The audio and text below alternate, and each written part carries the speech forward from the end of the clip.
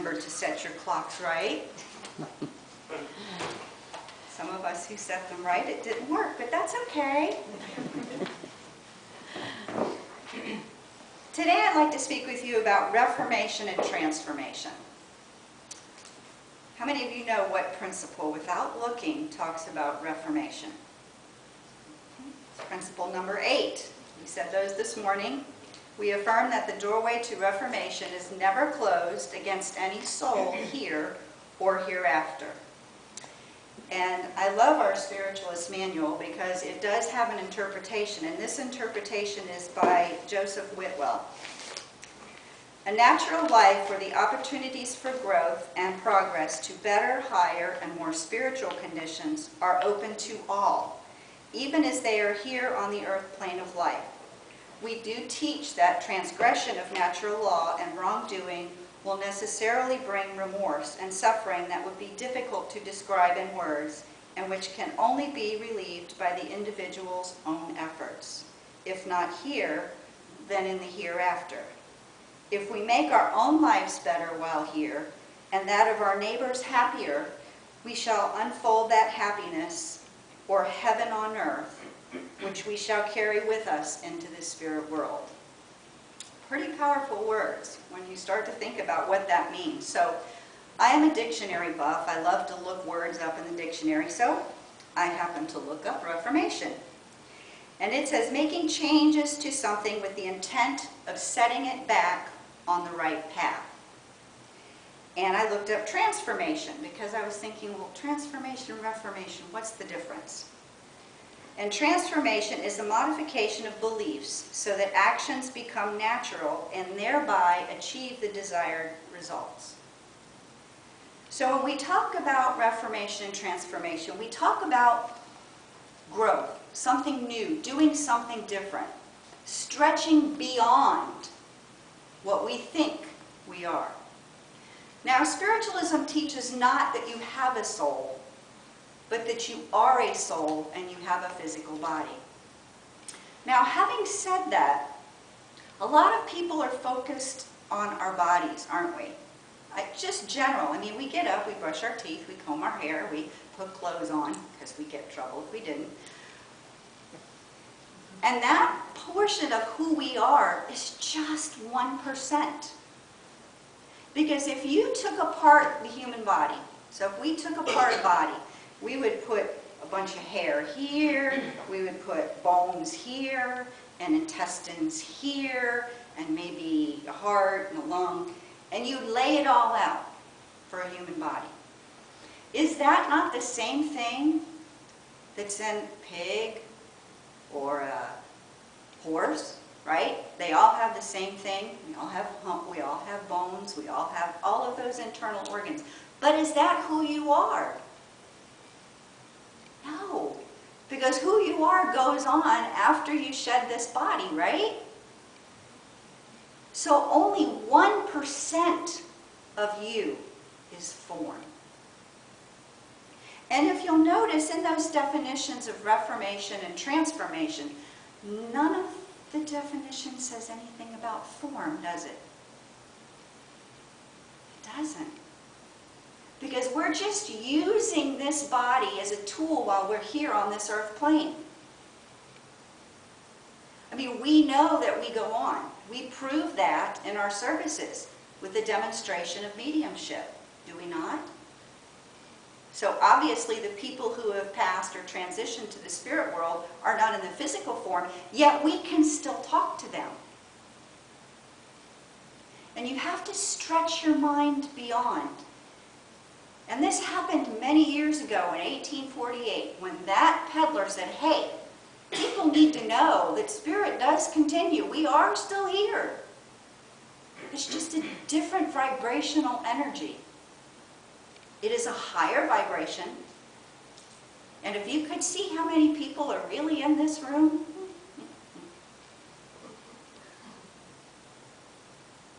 but we can feel them, we can sense them, we know spirit is with us.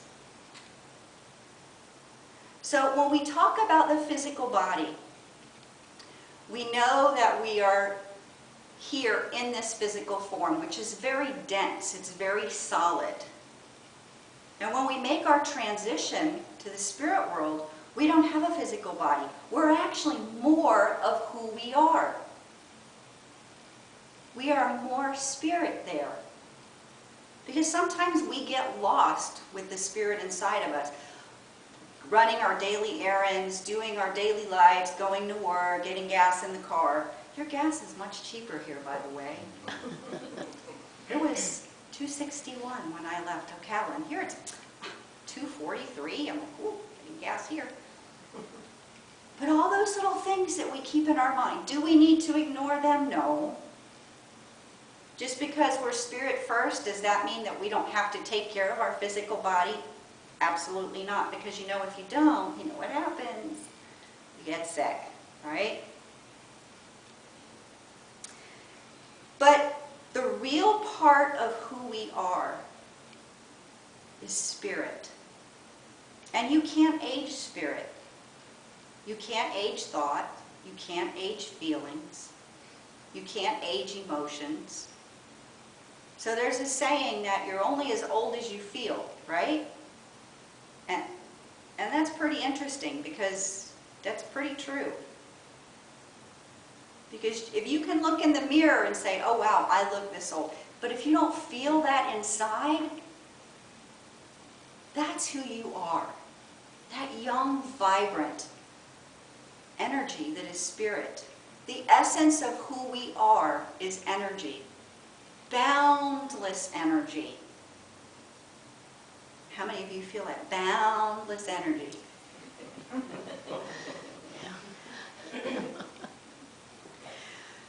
Every 7 years, every cell in your body changes. Did you know that? Well, medical fact there for you. You know, I have to throw those in. I'm a nurse. Every 7 years, every cell in your body changes. But you're still who you are, right? You can remember things that happened to you years ago, can you not? Sometimes you hold on to those memories a little too long, especially if they're not helpful. But you can remember specific stages in your life, although you have new cells. So what is that? How does that happen? Because that's spirit. You've been in a 7-year-old body. You've been in a 20-year-old body. Some of you have been in a 50-year-old body. I'm not looking at anybody. And every part, every cell has been renewed in you. Isn't that amazing? When you get to think about that. So every 7 years, you're like a new person. Now, fortunately, it doesn't do it all at one time, or we'd be like, oh. Fortunately, it does it very gradually over time. But we are in the physical body. And we function through our mind, our brain. And that brain is very sensitive to thoughts and energies that we feel. You know, we talk about vibration. Everything is in vibration. Everything is vibrating. Even though this looks solid, it's still vibrating. And if you were to look at this table underneath a very high energy microscope, you would see that the little electrons and neutrons, which of course are what everything is made of, is vibrating. Everything is moving all the time. But you can't see it. It looks solid. Everything is vibration. Have you not walked in somewhere and felt the vibration or the energy of the room? Maybe you felt that. You walked in and you know your boss is in a bad mood. For those of you who are still working, you're like, oh, we'll talk to him today. Because you can feel that vibration. And the highest vibration is thought. Because there is no physicality to it, right? So when we talk about reformation and transformation, remember I said none of that is in the physical. Where do you think that comes from? Your thoughts. What you're telling yourself. Because we can condition ourselves to believe anything. Right? I mean, how many of you have not wanted to do something, but you've talked yourself into doing it and you can do it, right? You can talk yourself into or out of anything if you want to. But when you use the words transformation and reformation, you are using that in a global sense to transform who you are and recognize that you are pure spirit. And when you think a thought, that thought goes out. And people can feel that. And if you're really attuned, you can tell what kind of mood you're in. Now, I'm not saying that all of us should walk around all happy and joyful. I mean, that would be nice, wouldn't it?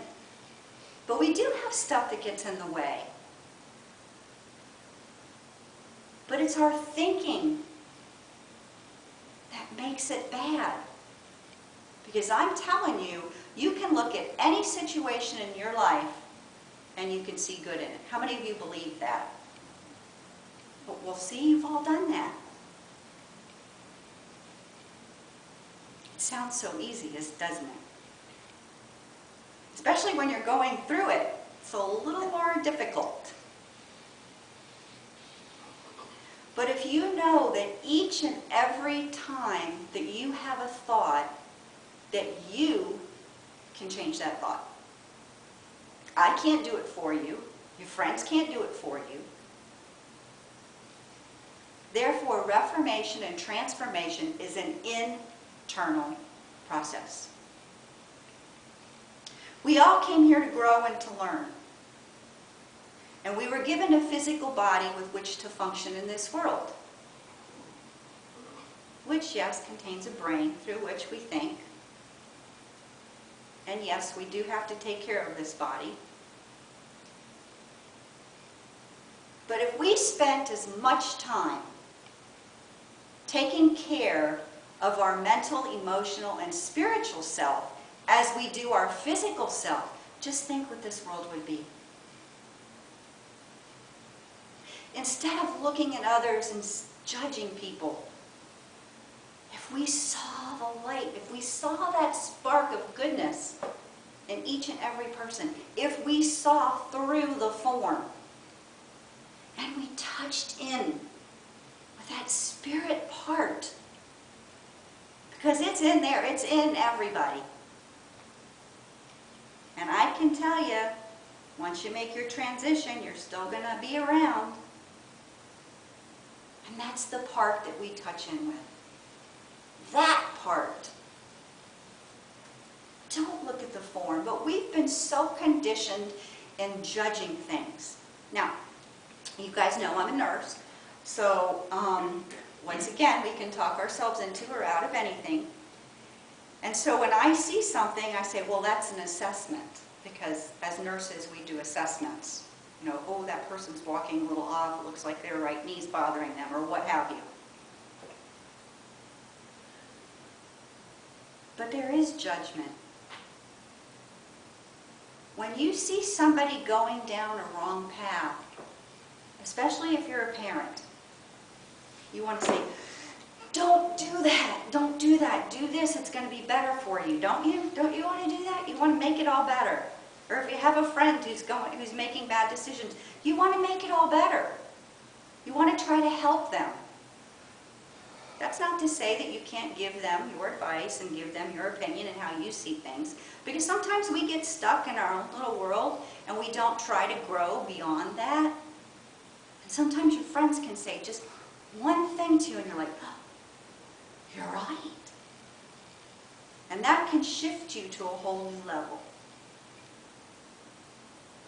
I have a real good friend who teaches me to stretch beyond that which I am. And fortunately, she's pretty gentle about it. Sometimes I go kicking and screaming, but she's very gentle about it. And you know what? Every time I go beyond, I always feel better. You know, people say, well, I'm depressed and my life isn't going anywhere and things just feel like they're stagnant. Let me tell you, nothing's stagnant. Everything has changed. And if you can't tell that by looking at our world, everything has changed. But are you stagnant? Are you keeping yourself in this nice little box because you know it's comfortable there? You don't have to grow, you don't have to worry about how much it's going to cost, how much time it's going to take. But if you're not feeling uplifted and excited about life, that's where you need to change. You need to go beyond, stretch your limits.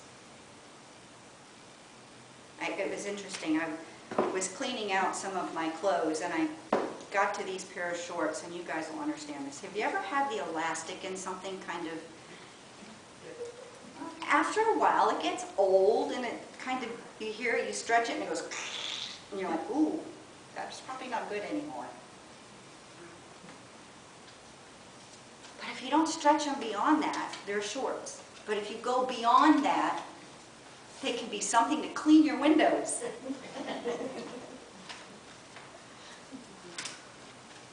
Stretch beyond who you are, because that's where your growth is going to come. And that, for all purposes, that's what we're here for, to grow and learn. And in Joseph Whitwell's explanation, transgression of natural law. How many of you know what natural law is? How many of you know each and every one of the natural laws?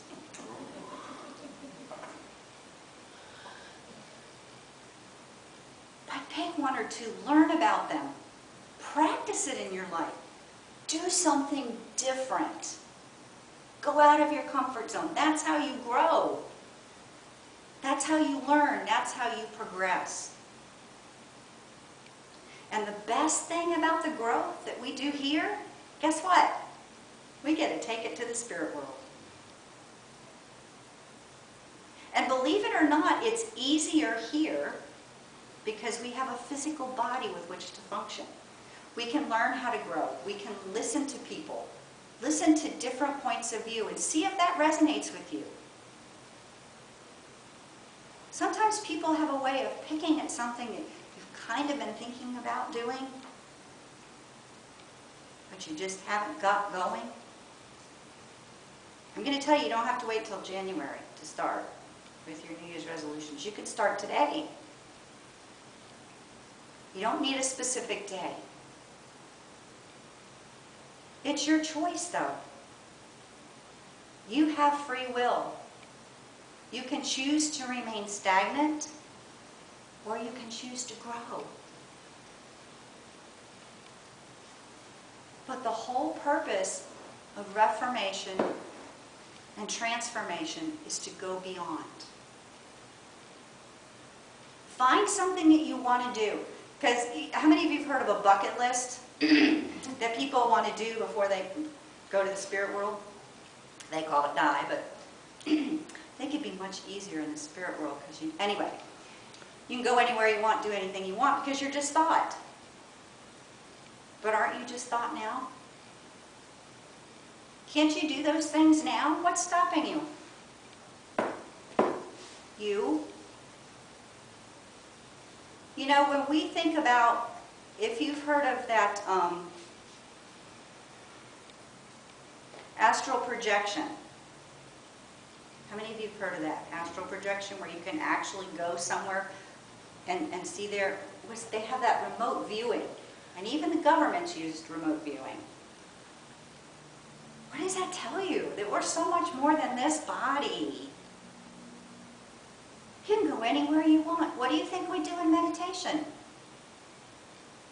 As Jeannie said this morning, go to a place where you've not been before, where you really enjoy. And I'm going to tell you, your body is going to listen to your thoughts. Your body is going to listen to your thoughts.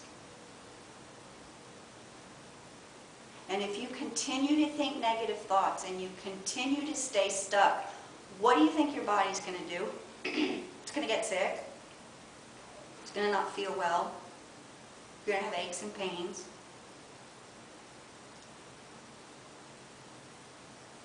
Because you are spirit first, and your body is responsible to listening to what you're thinking. But your thinking can be a little askew, can't it? Sometimes you think, oh, somebody's talking about me. And then you go up to find out they're talking about, I don't know, their cousin on their mother's side. You see, our thoughts are powerful. But you control that. You know, we're all in this world together. We're all on this human journey. For whatever reason. And far be it from me to tell you what your journey is. I can be supportive and be of service to you. Give you a different perspective of looking at something. But I can't choose your path for you. And if you keep hitting a wall, maybe it's time to do something different. Maybe you just need to stretch beyond what you're thinking. If you do something that you want to do that's beyond what you've always done, you will grow. You have to. It's part of natural law, cause and effect. Don't limit yourself, because everyone in here is limitless. You've heard of those yogis who sit in positions for a while or put in a box and they decrease their heart rate, they decrease their breathing, and they can stay there for days and days. How do they do that? That's through their thoughts. Even in the Bible, Jesus says, these things I do, you can do, and even greater. Don't limit yourself. Use reformation and transformation for your highest and best, because I'm telling you, when you help yourself, you help everybody else. When you're happy, those people around you begin to feel that vibration and they're happy. And vice versa.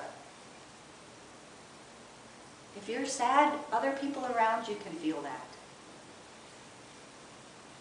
And when you're sad, I'm challenging you to listen to your thoughts. See what you're telling yourself.